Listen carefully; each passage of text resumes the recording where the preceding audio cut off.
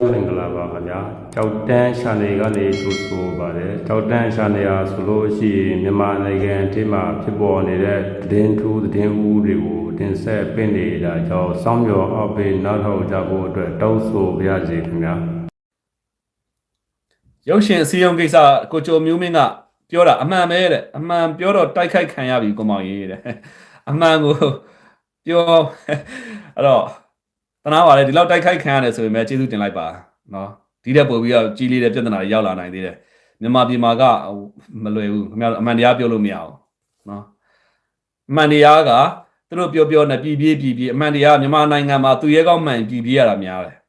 တင်မတင်ထောင်ကြမကြရင်ပြည်ပဲကျန်တဲ့သူတွေကတော့ဟိုဘယ်လိုခေါ်မလဲအမှန်ပြောဖို့အမှန်တရားမရှိတော့မဟုတ်ဘူးပဲရင်ကုန်နှုတ်ပိတ်နေရတာပေါ့ပြောရင်ထုမှာဟုတ်ချမှာဟုတ်ဝိုင်းဆဲကြမှာဟုတ်ကျွန်တော်သာမြန်မာပြည်မှာဆိုလို့ရှိရင်ခင်ဗျားတို့အဲ့ဒီတစ်ဖက်ဆောင်းနေထောက်ခံနေတဲ့သူတွေရဲ့လက်မှာကျွန်တော်တစားစီတောင်ဖြစ်သွားနိုင်တယ်ဒါပေမဲ့စွမ်းကျွန်တော်ပြောသလိုပေါ့ဗျာခံနိုင်ရှိပါတယ်မိမိယုံကြည်တာကိုရဲဝင်လုပ်ခဲ့တာပဲဗျာနော်ဖြေတာပါလေဗျာလူကိုလူပဲလို့မြင်သင့်တယ်ပေါ့နော်ဥပဒေတွေကောင်းမွန်လောက်ကင်ရင်းနဲ့ဘာပြဿနာဖြစ်လာစရာအကြောင်းမရှိဘူးမှန်ပါတယ်အခုတမရကဘယ်လိုလုပ်မှလဲတဲ့တမရဘယ်လိုလုပ်မှလဲဆိုတဲ့ခါကျတော့သူကဥမင်းအွန်လိုင်းအနေနဲ့တမရလုံးမလုံးဆိုတာကျွန်တော်ကြည့်ရသလောက်ဆိုရှင်တမရတော့မလုံးလောက်ဘူးလို့သုံးသပ်ရတယ်။ဘာကြောင့်လဲဆိုတော့တမရမလုံးပဲနဲ့နေရင်တော့မှပဲသူ့တက်ပို့ပြီးအဆင်ပြေမယ်။သူတမရလုံးလိုက်လို့ရှိရင်သူဥဆောင်တဲ့ administration လို့ခေါ်တဲ့အစိုးရတစ်ဖွဲ့လုံးကတိတ်ခါကြမှာ။ဘာကြောင့်လဲဆိုတော့သူကနိုင်ငံတကာမှာတရားစွဲခံရမယ့်အခြေအနေရှိတယ်ပိတ်ဆို့ထားခံရတဲ့တိုင်းတာတွေရှိတယ်နော်နောက်ထပ်ဒီ ICJ အမှုပြီးတော့ရှင်ထပ်လာအောင်မှာအာဆီယံမှာနေချင်းဦးမဲ့ပုံကိုတယောက်ဖြစ်တယ်ဒီလိုပုံကိုမျိုးပေါ့နိုင်ငံတကာကဝရမ်းထုတ်ခံထားတယ်တနည်းအားဖြင့်ခင်ဗျားပြောနေသလိုဝရမ်းပြီးဟောဗျာပြောရမကောင်းပါဘူးဗျာနော်ဒါလည်းဟုတ်တာဟုတ်လားဝရမ်းထုတ်ခံထားဆိုတော့ဝရမ်းပြီးပေါ့ဗျာနော်အဲ့တော့ဝရမ်းထုတ်ခံထားတဲ့ပုံကိုတယောက်ကအစိုးရတယောက်ကိုဥဆောင်မယ်ဆိုတော့ဒီအစိုးရနဲ့ဒီအစိုးရနိုင်ငံတကာမှာတရားဝင်လာဖို့ကသူကတိုက်ပွဲဝင်အောင်မှရှေ့လျှောက်က UN မှာဥကြုံမိုးထွန်းနေရကိုပြန်ပြီးတော့ပေါ့နော်ကျွန်တော်တို့ဒီဥမဲအွန်လိုင်းအစိုးရပဲဖြစ်လာရင်ပေါ့လေသူအစိုးရကပြန်ပြီးတိုက်ပွဲဝင်အောင်မှာအဲ့တော့ဒီလိုပုံကူမျိုးတယောက်ကဥဆောင်နေတဲ့အစိုးရနိုင်ငံတကာမှာတရားဝင်မှုကတခြားလူဥဆောင်လို့ရှိရင်ခြေလန်းအနှိမ့်ဆုံး3လမ်းရမယ်3လမ်းထိကြိုးစားရမယ်နော်3လမ်း1လမ်း2လမ်းအဲ့ဒါမှတော်ကြိုးစားရမယ်နိုင်ငံတကာမှာတရားဝင်မှုတော့ကဥမဲအွန်လိုင်းကတမရယာဒူးယူပြီးတော့ဘယ်လိုခေါ်မလဲဆိုတော့သူအစိုးရပါဟေ့ဆိုလို့ရှိရင်တော့ခြေလန်း6လမ်းထိလမ်းအဲ့တော့နှစ်ဆလောက်ပို့ပြီးစူးစမ်းရမယ်နော်နှစ်ဆလောက်ပို့ပြီးစူးစမ်းရမယ်အဲ့တော့အဲ့အတွက်ကြောင့်မို့လဲဘယ်သူမှမတိုင်ပင်မဲနဲ့လွတ်တော်ကလည်းအတိမတ်မပြုမဲနဲ့မြန်မာနိုင်ငံလုံးနဲ့ဆိုင်တဲ့ကိစ္စကြီးကိုသူ့ဩဇာအာဏာနဲ့ကြည့်ပါလားဟိုနိုင်ငံတော်တိုင်ပင်ကောင်စီဆိုပြီးဖွဲ့တာအဘာမှသူ့တဲ့နေရာလွတ်လေးတွေရှောက်ဖန်စင်းနေတာကျွန်တော်ပြောသလိုပေါ့ဗျာနော်ဝိုင်းမြောက်ပေးလိုက်လို့ကုတ်တက်သွားတာပဲအပေါ်ကြီးအောက်မှမမြင်တာပြန်ကြတယ်ဆိုတာမှတက်ပြီးတော့ပြန်မစင်းတက်တာဘာလိုမျိုးလဲမြောက်စင်းစားကြည့်ပေါ့အတက်သွားတယ်တက်သွားပြီးအောက်ကိုပြန်ကြည့်ရခါကျကျွန်တော်မစင်းတက်တော့ဘူးကျွန်တော်ကြောက်တယ်လေအာမဒူးတွေတုံနေပြီနော်အဲ့တော့ရသမျှကုတ်ထားမှာတေးပြီးဒီမှာကုတ်နေတော့မယ်ဆိုတဲ့ပုံစံမျိုးဖြစ်နေအဲ့တော့တမရကတော့သူမလုပ်တော့ဘူးလို့ထင်တယ်အဲ့ဒါကြောင့်မို့လဲအတိုင်ပင်ကောင်စီလို့ဆိုတာကိုသူကတက်ဝင်ပြီးတော့စီစဉ်လိုက်တာပေါ့ဗျာနော်ဘီလီမျိုးမှာတဲ့ချဲတိုင်ကင်ပြီးတော့နော်လိုင်စင်မရှိပဲစီးပွားရေးလုပ်တဲ့ WY ဖြန့်နေတဲ့သူတွေကိုတဲ့ရေးမယူကြဘူးတဲ့ဘီလီမျိုးနော်ကိုကောင်းထက်ကပြောတယ်နော်ကမောင်ရေးတဲ့ဘယ်လိုလုပ်ကြမလဲဗျာတဲ့ WY ကိုအဓိကဖြန့်သူကြမဖမ်းမဲနဲ့လူတွေကိုပါရောပြီးဖမ်းနေတယ်တဲ့အဲ့ဒါဘာမှမဟုတ်ဗျအဖမ်းပြဆိုတော့အခုနှလုံးတိုင်း3လုံးတိုင်းဖမ်းတယ်မြောက်တွေ့မှာပဲအဖမ်းနေတာမဟုတ်ဘူးတကယ်ဒိုင်ကြီးတွေဘယ်သူမှမဖမ်းဘူးကော်မရှင်စားလေးတွေလိုက်ဖမ်းနေတာနှလုံးတိုင်းဆိုဒီလိုမျိုးပဲအခု WY နေပါတယ်တကယ်ပင်ရင်းကသူတို့ပြောတာတဲ့ပို့ပြီးလုံကြုံတယ်ပင်ရင်းကဘာမှလဲဆိုလို့ရှိရင်ပင်ရင်းကအနည်းဆုံးအခက်2ခက်လောက်ရှိကောင်းရှိနိုင်တယ်ဒါမျိုးတွေလည်းပါတယ်နော်ပင်ရင်းကအခက်ရှိတတ်တယ်အပွင့်ရှိတတ်တယ်အဲ့တော့တကယ်တမ်းလိုက်ဖိုင်းနေဆိုတာကအဲ့ဒီမှာအောက်ချင်ပါဗျာဝှစ်ချင်စားချင်လို့ဟလာပတ်စံလေးရလွယ်လို့နှလုံး3လုံးလောက်ခါကြတဲ့ချိတ်ပြီးတော့ချင်းပြန်ပြီးတော့ပေးတဲ့သူတွေဒါလေးတွေဖမ်းတာပါနော်တကယ်ပင်ရင်းမှာအပွင့်နေအခက်တွေရှိနေတတ်တယ်အဲ့တော့ချဲရောက်တဲ့သူတွေကိုလည်းဘာလို့မဖမ်းကြရလဲဖမ်းနေတယ်လေအခုပို့စပတ်စဖမ်းနေတယ်နော် ဒါမဲ့တော့200 300လောက်တော့ကုန်မယ်ခင်ဗျားပြန်ထွက်ချင်မေစုလို့တဲ့ပြည်သူတွေကိုဆက်ဆံချစ်ပါတယ်တဲ့စစ်တပ်ကိုလည်းချစ်ပါမယ်မမုန်းပါဘူးတဲ့ခင်ဗျားကြားစစ်တပ်ကြားရနော်ခင်ဗျားတို့အခုစစ်သားတွေကလည်းအောက်ခြေကအခုလှုပ်ရှားနေကြပြီအရင်ကတော့ကျုပ်တို့အထက်ကိုပဲအထက်နဲ့စော်နေတာအခုအောက်ခြေကလည်းတောင်းကျမ်းနေကြပြီဦးမအောင်လိုက်ကိုယ့်ရဲ့အောက်မှာလည်းနည်းနည်းလေးအောက်လေးပါလေးငုံကြည့်အောင်နော်ဦးဝင်းမြင့်အကြောင်းလေးလည်းပြောပြကြပါဦးနဲ့နော်တာစစ်အေးပါဦးဝင်းမြင့်ကတော့ထောင်ထဲမှာပါဗျာနော်ဦးဝင်းမြင့်နဲ့ဒေါအောင်ဆန်းစုကြည်အတူတူမှုညင်ဆိုင်နေကြရတာပါအဲ့တော့ဦးဝင်းမြင့်ကသူတို့တွေကဦးဝင်းမြင့်ကနည်းနည်းကျွန်တော်ကြည့်ရသလောက်ဆိုနည်းနည်းရိုးတယ်ဗျနည်းနည်းရိုးသားတယ်ပေါ့နော်ရိုးသားတယ်ပုံမှန်လင်းလင်းသမားဖြစ်မယ်ဘယ်ခေါ်မလဲဆိုတော့စိတ်တဲ့ခံစားချက်ယုံကြည်ချက်ပြင်းထန်ပါတယ်ကန်ဆိုးစွာနဲ့ပဲနော်သမရဝင်လုံမိကမှထောင်ကြပါတယ်စိတ်မကောင်းစရာပါပဲဦးဝင်းမြင့်လိုပုံကိုမျိုးကလည်းဒေါအောင်ဆန်းစုကြည်ကတနည်းအားဖြင့်ဗိုလ်ချုပ်သမီးလည်းဖြစ်ပြန်ဟလာနိုင်ငံရေးအဖြစ်လည်းသူ့ရဲ့အာထုံမှုတွေနဲ့သူ့ရဲ့နိုင်ငံတကာဝန်ဆက်မှုတွေကြောင့်သူဟာပြည်သူခေါင်းဆောင်ပေါ့ဗျာနော်ပြည်သူတွေအားလုံးရဲ့ပါဇက်မှာဆွဲနေမယ်တော့ဦးဝင်းမြင့်ကအမေရိကန်ပုံရိပ်ပါဦးဝင်းမြင့်ကဒေါအောင်ဆန်းစုကြည်နဲ့ဦးဝင်းမြင့်နဲ့ဆိုလို့ရှိရင်ဦးဝင်းမြင့်လည်းယူသားဖြောင်းမဲ့တဲ့ပုံကိုယ်တွေမှာပါပါတယ်ကျွန်တော်ကြည်ရသလောက်ဆိုလေနော်သူပြောပုံဆိုပုံနေဟလာသူ့ရဲ့ယူဆတွေဆောင်ရွက်ပုံတွေကျွန်တော်လေ့လာကြည့်တာသူလည်းဘယ်လိုခေါ်မလဲတော်တာမတော်တာကျွန်တော်မသိပေမဲ့လည်းယူသားဖြောင်းမဲ့တဲ့သူတယောက်ဖြစ်ပါလိမ့်မယ်ဟုတ်လားဘူးတော်မှာလောင်းကစားဝိုင်းနေဘယ်ကမလဲဗျာတဲ့လောင်းကစားဝိုင်းနဲ့တူတဲ့ဇက်ပွဲတွေကနေ့စဉ်နဲ့များရှိတော့ပြည်သူလူတွေအေးရေးပြတ်တယ်ဗျာတဲ့အစားအပြတ်မူရည်စီးပွားတွေလည်းရမ်းပေါ်နေတာသိမှန်တော့ဗျာခင်ဗျားမူတော်တူတဲ့ဘယ်ဟုတ်ပါမလဲဗျာနော်မြို့တော်တော်များများပွဲတွေငားတယ်ဗျာအဲ့ပွဲတွေကဆူတယ်ဗျာအချိန်မရှိအခါမရှိတညာလုံးနဲ့တောင်းကျမ်းနေတယ်ဗျာနော်ခင်ဗျားမြို့တွေကျွန်တော်လိုက်ပြမယ်ဟေးဆိုရင်ဇက်ပွဲငားတဲ့မြို့တွေအစည်းလေးကန်းလေးနဲ့တော့လောက်ကြဗျာနော်သူများအဲ့ခင်ဗျားတို့ဇက်ပွဲကတာတစ်မျိုးလုံးကြားဖို့လုပ်နေတာနော်အဲ့တော့အကုန်လုံးအေးတွေပြတ်ကြပါတယ်မကြိုက်တဲ့သူတွေရှိအဲ့မကြိုက်တဲ့သူတွေအတွက်လည်းခင်ဗျားတို့နည်းနည်းပါဆင်ကျင်ကြအောင်ဇက်ပွဲတွေနော်ရန်ကုန်မှာတဲ့လေထုညဉ့်ညမ်းနေတယ်ထင်တယ်တဲ့လေးစားရတဲ့ကိုမောင်ကြီးတဲ့ဟုတ်တယ်နော်ကိုမောင်ကြီးကဲပါအောင်တဲ့ကျုပ်တို့ကတော့ပြည်သူတွေအားလုံးသိဖို့ပြောရမယ်ပြည်သူတွေအားလုံးစုပေါင်းအားနဲ့ဝိုင်းကယ်နိုင်မလို့မျှော်လင့်တယ်နော်ဦးထင်ကျော်နိုင်ငံပြန်လဲပါဝင်နိုင်သလားကိုမောင်ပေါ့အဲ့ပုံစံမျိုးထင်ပါလဲနော်ဦးထင်ကျော်တော့ပြန်ပါဝင်မှာမဟုတ်ပါဘူးဦးထင်ကျော်ကနည်းနည်းသူကြီးကဘယ်လိုခေါ်မလဲနည်းနည်းသူသိနေတဲ့ပုံကိုယ်တွေမှာပါလိမ့်မယ်ပေါ်စမ်းတအိတ်ကိုတဲ့2,800,000ပါတအိတ်ဆိုဘယ်လောက်လဲ16ပြည်တယ်မနေ့ပြည်တယ်နော်အရင်ကမကြိုက်မယ်အခုကြိုက်တယ်ကိုမောင်ရေးအမှန်တရားချပြလို့ကျွန်တော်ပြည်သူဘက်ကပါပဲဘယ်ချိန်မှကြည့်တရားလုံးထားမိတဲ့ပြည်သူဘက်ကပါနော်ပညာရေးမှာမြန်မာလိုပဲသင်ခိုင်းတော့မယ်တဲ့ထောက်ခံပါတယ်အင်္ဂလိပ်လိုသင်ပေးရင်သစ္စာဖောက်ပညာရေးမှာအင်္ဂလိပ်လိုမသင်မဲနဲ့မြန်မာလိုပဲသင်ခိုင်းတော့မယ်မဟုတ်သေးဘူးထင်တယ်နော်ခင်ဗျားတို့ဘာသာစကားအင်္ဂလိပ်လိုလည်းသင်ရမယ်နော်ဗမာလိုလည်းသင်ရမယ်ဘာကြောင့်လဲဆိုတော့ကဘာကြီးကရွာဖြစ်လာပြီခင်ဗျားတို့ဘယ်လိုခေါ်မလဲအင်္ဂလိပ်ဘာသာစကားကသင်တာမှာနော်သင်တာမှာကဘာအသုံးအင်္ဂလိပ်ဘာသာစကားပြောရှင်ဒုတိယအသုံးအများဆုံးဖြစ်တဲ့တရုတ်သင်ရမယ်ဘာသာစကားနဲ့ပတ်သက်လာရင်သင်တာရမယ်နော်အဲ့တော့ဘာနေမှာသွားပြီးတော့အဓိကကြလဲဆိုတော့ကိုမြန်မာနိုင်ငံကဘာပစ္စည်းထုတ်လို့လဲဗျာခင်ဗျားတို့နိုင်ငံဘာပစ္စည်းထုတ်လဲပြောအတူတစ်ချောင်းအောင်ထုတ်နိုင်သေးလားသူများနိုင်ငံကအကုန်လုံးဝယ်သုံးရမယ်ဝယ်သုံးတဲ့အခါမှာ user manual ဆိုတာရှိတယ်အသုံးပြုတဲ့ပစ္စည်းတွေပေါ့ဥပမာဖြစ်ကားဆိုလို့ရှိရင်ကား manual တွေရှိတယ်အဲ့ဒါတွေအားလုံးခင်ဗျားတို့ဗမာစာနဲ့လာမှာတဲ့လားခင်ဗျားဗမာစာနဲ့မလာဘူးဗမာမှာတစ်စင်အင်္ဂလိပ်ကတစ်စင်ဗမာလိုပြန်တရုတ်ကတစ်စင်ဗမာလိုပြန်ဒါမျိုးတွေသွားမယ်ဟေ့ဆိုလို့ရှိရင်တော့သွားလို့ရပါမယ်ခြေလမ်းတော့နောက်ကျနေသေးတာဗျာနောက်ကဘာသာပြန်တဲ့နေရာမှာဒေလိုကြီးပြန်အတွက်ကြောင့်ဘလို့မှအစီကိုတက်မှာမဟုတ်ဘူးအဲ့တော့ဘာသာစကားလေ့လာထားတာကဒီရော့ကိုကနိုင်ငံတကာကနေဝယ်တယ်နိုင်ငံတကာပစ္စည်းတွေအားလုံးဝယ်တဲ့အခါမှာကိုကကုမ္ပဏီနဲ့တိုက်ရိုက်ချိတ်ဆက်ပြီးတော့ဟလာမန်နျူယ်တွေကိုဗမာလိုရေးပေးတာပါဆိုတာတစ်မျိုးဟလာအဲ့လိုမျိုးတွေပေါ့မျက်စိပါကန်းသွားမယ်မြင်ရက်နဲ့ကန်းသွားမယ်ကျွန်တော်အင်္ဂလိပ်စာမတက်လို့ရှိရင်ကျွန်တော်မျက်လုံးတွေနော်အဲ့ဒီဘာလဲလားဒါကဥမင်းအွန်လိုင်းကကိုပြည်သူကိုမျက်ကန်းလုပ်နေတာမျက်စိကန်းအောင်လုပ်နေတာ ဘာကြောင့်လဲဆိုတော့ဗမာလိုရေးထားမှပဲခင်ဗျားတို့ကဘာတဲ့လားတဲ့တူမယ်စာတစ်စောင်ရေးထားပြီမယ်ကိုမဖတ်တိုင်ကိုအကန့်မယ်နော်ပညာရက်တွေကိုဟိုနဲ့ဒီခေါ်မဆိုကိုပြနေပြီမယ်ကိုကဒီဘာသာစကားကိုမတက်ရင်အကန့်မယ်ဗမာလိုရေးထားတယ်ဗျဗမာလိုကိုမတက်ဘူးတေချာကိုကမြင်နေပါလိမ့်နဲ့ကန်းနေတာထို့တူအင်္ဂလိပ်လိုရေးထားတယ်အင်္ဂလိပ်လိုရေးတာကိုမဖတ်တိုင်ကိုအကန့်မယ်ပေါ့ပြည်သူလူထုကိုမျက်ကန်းဖြစ်အောင်လုပ်နေတ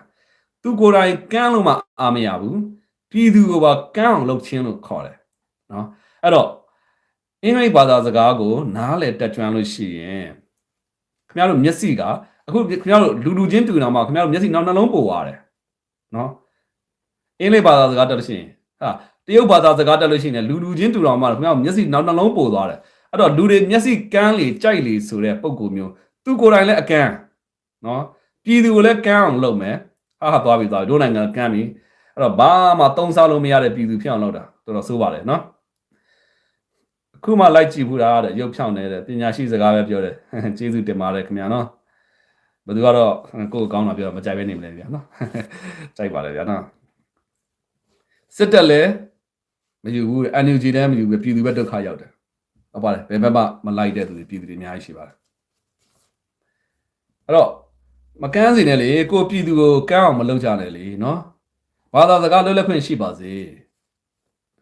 ေဦးနေဝင်းပုံစံနဲ့စာမတက်ပေမတက်ဖြစ်အောင်ဖြည့်ဆည်းနေရညီလေဟုတ်တယ်ခင်ဗျားတို့ကိုယ်တိုင်ကန်းလို့မှအာမရဘူးကိုမျိုးဆက်ကောတခါလဲနိုင်ငံရဲ့အနာဂတ်ကိုကန်းအောင်လုပ်ပြမဲ့သူတွေဖြစ်နေ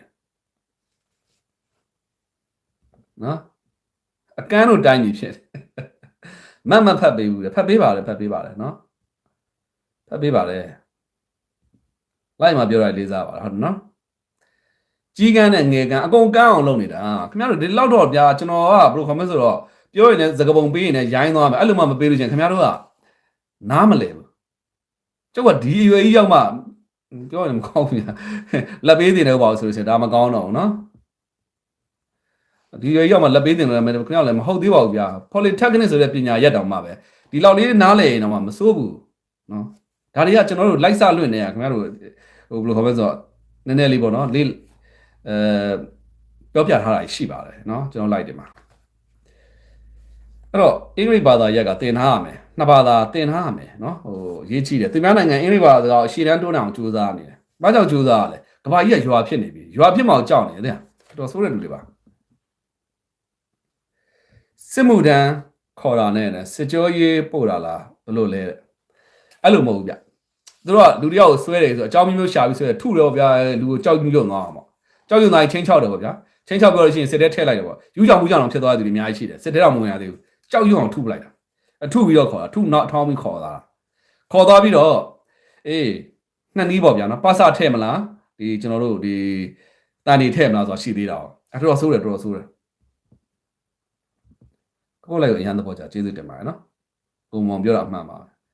ငကားကြောင့်လည်းပြောပြပြီးသွားပါပြီနော်အသိပညာရှိလာရင်သူတို့လှုပ်ချင်တာလှုပ်လို့မရဘူးလေ no လုံးဝမဖြစ်နိုင်ဘူးเนาะခင်ဗျားတို့အင်္ဂလိပ်ဘာသာစကားသင်ထားရမယ်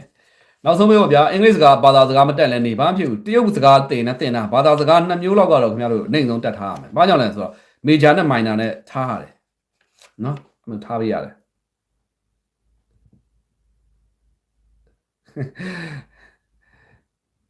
ကောင်းအောင်နဲ့ဒီမေးခွန်းလေးဖြေပါဦးနဲ့နောက်ဆိုလိတ်တော်မှာတဲ့ဗါလဲစစ်တပ်ကလွတ်တော်မှာ25ရာခိုင်နှုန်းကြန့်ခိုင်ရေးက86ရာခိုင်နှုန်းဆိုလွတ်တော်ထဲမှာစစ်တပ်နဲ့စစ်ထွက်ပဲထိုင်တော့မှာလားဟာတဲ့ဖြေပါအောင်ကိုမောင်ရဲ့တညာအောင်စစ်တပ်နဲ့စစ်ထွက်ပေါ့ဗျခင်ဗျားတို့ကြည့်ဟိုဘယ်လိုခေါ်မလဲဆိုတော့ကျွန်တော်လည်းဒီပေါ့2008အခြေခံဥပဒေကိုရိုးသားမယ်ထင်ခဲ့တာပေါ့ဗျာနော်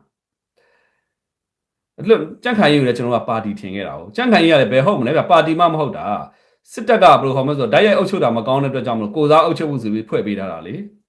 ေဖွဲ့ပေးထားပြီးတော့ပို့ပြီးတိတာထင်ရှားတော့ရွေးကောက်ပွဲနာနေတယ်ဟောစင်းဟောဘာမှမဖြစ်တော့အိတ်ချုပ်တော့တိုက်ပုံဝင်အဖြူစိမ့်ဝင်တော့ဟိုထဲဝင်ဟိုဘက်ထည့်ပေးလိုက်တယ်ဗျာဟောစစ်တပ်နဲ့စစ်ထွက်သူတို့မှဟိုဘယ်လိုခေါ်မလဲဆိုတော့ဝေမျှရလားမသိဘူးအဲ့ဒါဘာမှမထူးပါဘူးเนาะကြန့်ခိုင်ရေးလဲစစ်တပ်လဲကြန့်ခိုင်ရေးဆိုတော့ကျွန်တော်လက်ခံရမှာလုံးဝလက်ခံလိုက်ရပြီကြန့်ခိုင်လဲစစ်တပ်လဲကြန့်ခိုင်ဘာမှမထူးအဲ့တော့2008ချိန်ကဥပဒေဟာကျွန်တော်တို့ democracy တော့မဟုတ်ဘူးဘယ်လိုခေါ်မလဲဆိုတော့တနည်းအားဖြင့်ဒါ statocracy လို့ခေါ်မှာပေါ့နော်လုံးဝစစ်တပ်ကအုပ်ချုပ်သွားတာပဲအကုန်လုံးကစစ်တပ်ပဲဘာမှပါတီစုံလည်းမဟုတ်ဘူးပါတီစုံဆိုတာလည်းပုံမှန်ပြော2008ချိန်ခံဥပဒေကကျွန်တော်ပြောမှဆိုဒါဂျင်းမှာဂျင်းစစ်ဖြစ်သူပြောနေတာကျွန်တော်ပြည်သူလူထုရဲ့သဘောတည်းလို့အဲ့ချက်အရာကျွန်တော်ကပါတီစုံဒီမိုကရေစီပါတီစုံဆိုသူနာကတ်ခံတဲ့ပါတီဆိုလို့ရှိရင်လည်းတခါလေပလင်းတူဘူးဆိုပါတီလောက်ပဲခေါ်တာနည်းနည်းလေးမတိမ်ငိမ့်နေဖြစ်သွားတယ်ဒေါ်သက်ခိုင်တို့အခုဘောတော်ပြတ်တော့မယ်နော်အခြေအနေမကောင်းဘူး sorry ပါဘောပြတ်တယ်ဆိုတာနည်းနည်းလေးပါဟာတာလေးဖြစ်သွားပါတယ်ဒေါ်သက်ခိုင်တို့အခုအခြေအနေကြက်တဲ့နေဆိုင်နေရပြီနော်အဲ့တော့ပလင်းတူဘူးဆိုတော့၎င်းပလင်းတူဘူးဆိုတဲ့နည်းနည်းလေးတော့၎င်းပေါ့နော်အဲဒီလိုပါတီမျိုးလေးတွေဆွဲသွားဆိုတာဒါကတနည်းအားဖြင့်အမျိုးသားညီလာခံကဒီလိုပဲ2008အခြေခံဥပဒေစရေးဆွဲကလေးကမိမိနဲ့မိမိထောက်ခံမဲ့သူတွေစုပြီးတော့ရေးဆွဲကြတာလေ NLD ကပါလာပါလေနော်အဲ့တော့ NLD ကပါပေမဲ့ဘာမှအားမမရှိတာဒီပုံစံမျိုးပဲအခုလွတ်တော်ဆိုတာလေမိမိနဲ့မိမိထောက်ခံသူတော့မှနည်းနည်းလေးကွဲလဲလို့ရှိရင်အချုပ်လေးရောက်ဖို့ရှိတယ်အဲ့တော့2008အခြေခံဥပဒေသွားတာဒါပါတီစုံမဟုတ်ဘူးနော်ပါတီစုံမဟုတ်ဘူးဒါ2008အခြေခံဥပဒေပုံလင်းပြောရင်ဝန်ခံရမှာမြောက်ဂျင်းပဲအဲ့လိုဂျင်းမဖြစ်ဖို့အတွက်ကဒါဂျင်းဆိုတော့ကိုကျွန်တော်တို့ကဘယ်အချိန်မှာကျွန်တော်သိတာသွားလဲဆိုတော့ဥမင်းအွန်လိုင်းလုပ်ပြလိုက်တာ तू ကဖော်တာအားလုံးကဝိုင်းဖုံးထားတာဟုတ်နေရောပဲအသိအောင်မသိတာနောက်ချင်းချိန်ကံမှုတွေကတကားလဲပါတီစုံဒီမိုကရေစီရောင်ဘာရအောင်ပေါ့ဗျာနော်တကယ်တမ်းဥမင်းအွန်လိုင်းကမင်းတို့မသိဘူးလားငါလုပ်ပြနေတယ်လေးဆိုတဲ့ပုံစံမျိုးလုပ်ပြတာတခါလဲကောင်းတယ်ဆိုမင်းဘာမှမကြောက်ဝေးဒါပြီးခိုင်ပြိုးတယ်တော့ပြီးဘယ်လိုခေါ်မလဲ25ရက်လုံးလည်းရှိတယ်ဟုတ်လားစစ်တက်စစ်ထွက်ပြီးလို့ရှိရင်နောက်ပြီးတော့စစ်တပ်နဲ့ပူးပေါင်းအုပ်ချုပ်အောင်ပါပြီးလို့ရှိရင်အထဲမှာဘယ်သူစီစဉ်ထားပြီးတော့ဒါပါတီဆုံးလားစစ်တပ်ပါတီလားနော်အကက်ခံတဲ့ပါတီတောင်မှနည်းနည်းလေးကွဲလဲတဲ့ပါတီအကုန်လုံးဖြတ်လို့ဖြတ်မောင်းထုတ်နော်ဟိုဘာမှမဆို NDF တို့ပါလို့ဆိုလို့ရှိရင်ပုံမှန်လေးပြောတာတမင်ကကြောက်ချခံရတာဗျာ NDF တို့ပါလို့ဖြစ်တဲ့ပုံစံကျွန်တော်သတင်းသွားလာတယ်ကျွန်တော်စောင့်ကြည့်တယ်သူတို့ပြောဆိုတယ်တရားစောင့်ကြည့်တယ်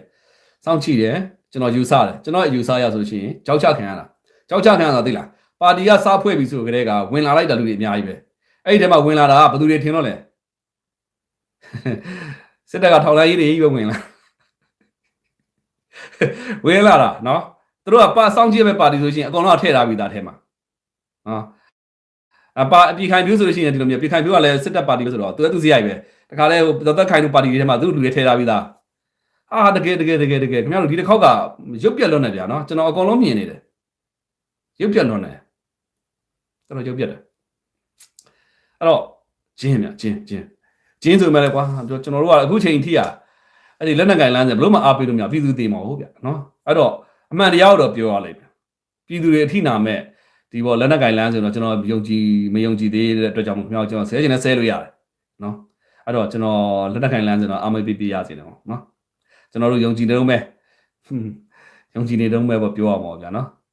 အဲ့တော့အကောင်းဆုံးအပြောင်းလဲတစ်ခုကိုကျွန်တော်တို့ယဉ်ကျေးစွာပြောင်းလဲသွားနိုင်ဖို့ဒီလူတွေအသိဉာဏ်ရှိလာဖို့ဝိုင်းပြီးတော့ပြောရမယ်ဗျာနော်ကျင်းတော့ထဲခံထားပြီဆိုတာမမေ့နဲ့ကျွန်တော်လည်းယုံကြည်တယ်နော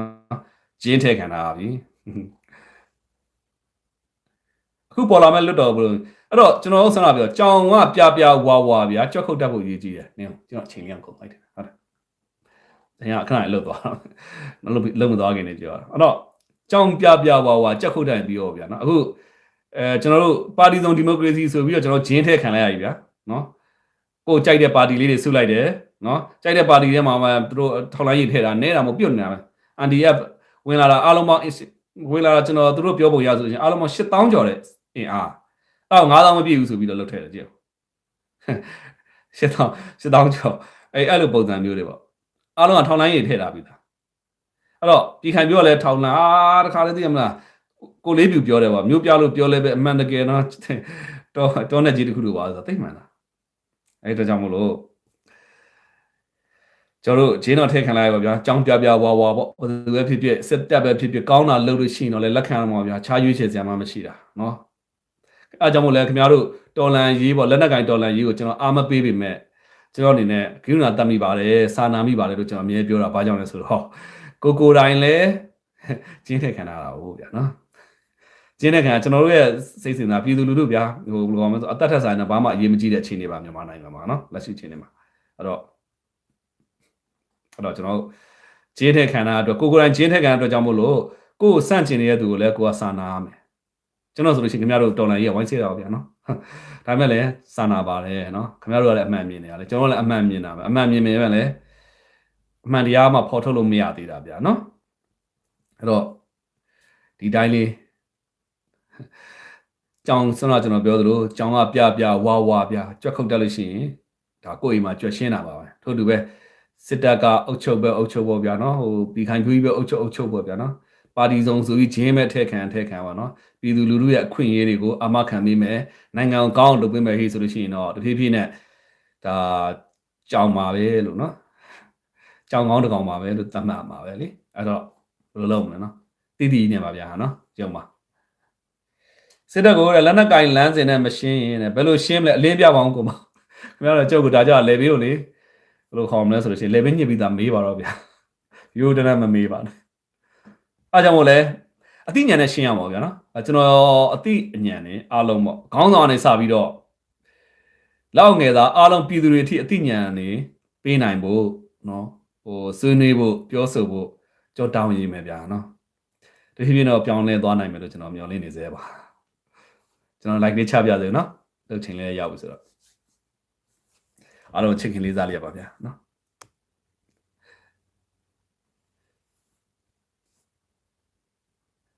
သိကောင်းတဲ့မိဘမှာမေးပြိုင်များနော် fame ရှာရလားဟုတ်တယ်လေသူပြောလဲမှန်တရားပဲမောင်လေးတဲ့နော်မင်းအနေနဲ့လက်နက်ကင်လမ်းဆိုအားပေးပေးမပေးပေးတဲ့ပြည်သူရဲ့တေးနေရပဲမဟုတ်ဘူးလားခင်ဗျားတို့လည်းတစ်ခါကြရင်ကျွန်တော်ဘယ်လိုခေါ်မလဲဆိုတော့စွန့်အောင်မေးတယ်စွန့်အောင်မေးတယ်နော်စွန့်အောင်မေးတယ်ကျွန်တော်လည်းတက်နိုင်ဆုံးပြန်ဖြေအောင်ကြိုးစားပါမယ်နော်ခုလောလောဆယ်ကျွန်တော်အိုက်မေးကိုလည်းကျွန်တော်မှဖြေမရှိသေးပါဘူးကျွန်တော် like လေးချပြ